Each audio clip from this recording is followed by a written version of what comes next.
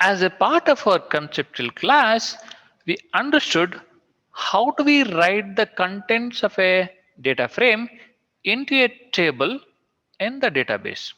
We'll see that as a part of our practical class. First thing what we'll do is we'll go ahead and create a table in MySQL.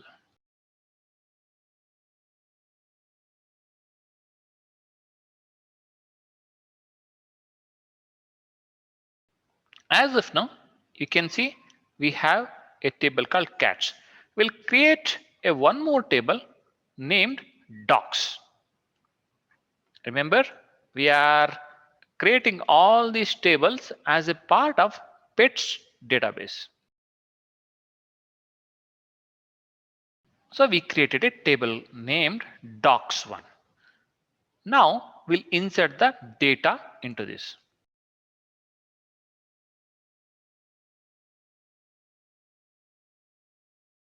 If you go and check show tables now, you'll have two tables.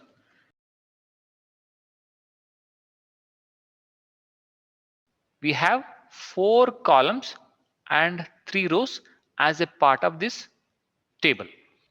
Now what we'll do is we'll read this table and create the data frame in Spark.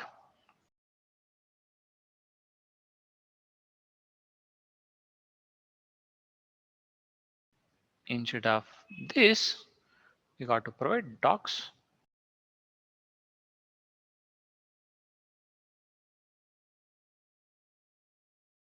Rest of that would be same. Let's go ahead and create this data frame in Spark. If you look at this, these are the things. Now remember one thing, use case or the scenario here is you want to write the contents of the data frame from Spark into the table in MySQL. So we have created a table named docs in MySQL. We want to write something into this.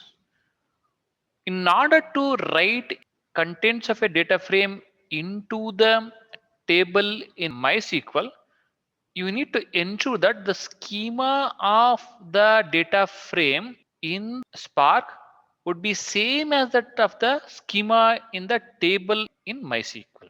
Then only you would be able to write the records from the data frame into the table in MySQL.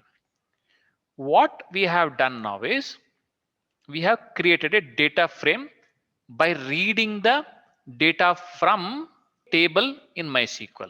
We'll use this schema so that we have a same schema. In case if you don't want to use this way, you can create a schema by using struct type and struct fields. In this case, I am trying to use the schema of the data frame which I have created.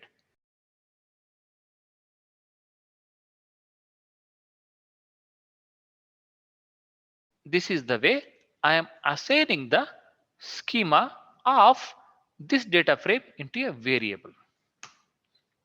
Done. We imported the row because I want to create some new rows. In a way, trying to use all the things whatever we have learned so far. I'm going to create a new rows.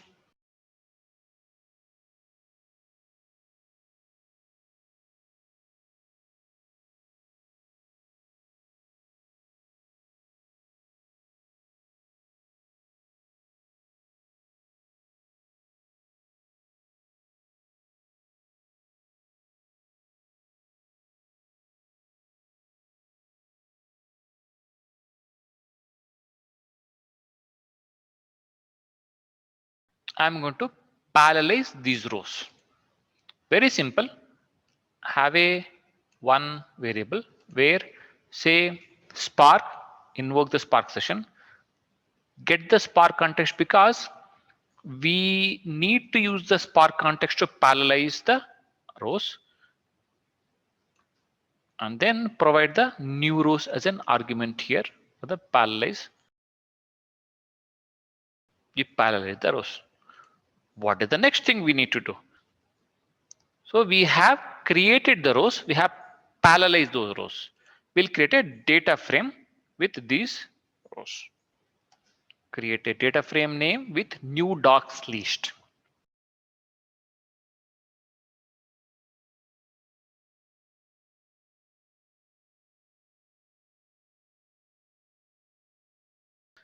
We created the data frame by using these rows. Let us see the contents of this data frame.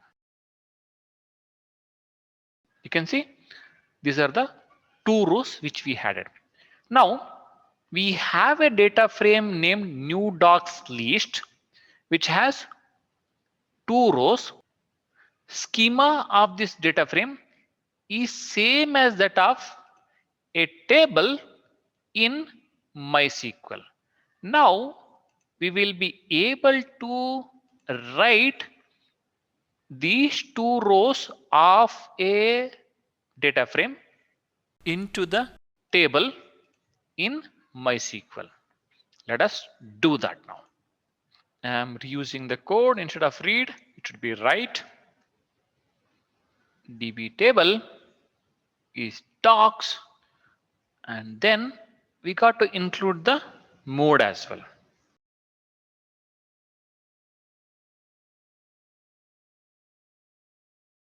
Let us check if everything is fine or not. We have new docs list. That's the name of the data frame from which we want to write the records into a table in MySQL. Write data frame writer, format JDBC, then options would remain the same like driver, URL, and the table into which we are trying to write is docs1. We are using a mode, append mode, then the authentication parameter. In the end, you need to mention save. We are all set. What essentially should happen after we execute this whole statement? Any idea? Can you think of by passing a video? I hope you thought through. Remember, we have only 3 rows as a part of the table in MySQL. See, we have 3 rows. What we are trying to do is we are trying to write these 2 rows into the table in MySQL. Let's go ahead and execute this. There you go. We are done with the execution. Did you think of what should happen now? If you go and check in your MySQL table, these 2 rows are added. What we did is we took the 2 rows from the data frame in a Spark and wrote that into a table in a MySQL. What we'll do further is we'll try to test the one more mode. We have used the append. In append, what it did is there were 3 rows as a part of the MySQL table. Since we used the append mode, it appended these 2 rows on top of the existing 3 rows. If you use the override mode, what should happen? Let us try to check that. Any idea what should happen? I know you guys are able to guess it. Let us see what happens by executing this. We'll see what would have happened in our table in MySQL. Gone. What it did is it replaced all the 5 rows with the 2 rows from a data frame. That is what happened in a override mode. If you use a error if exists, it will complain saying that there is an error. We'll check that as well.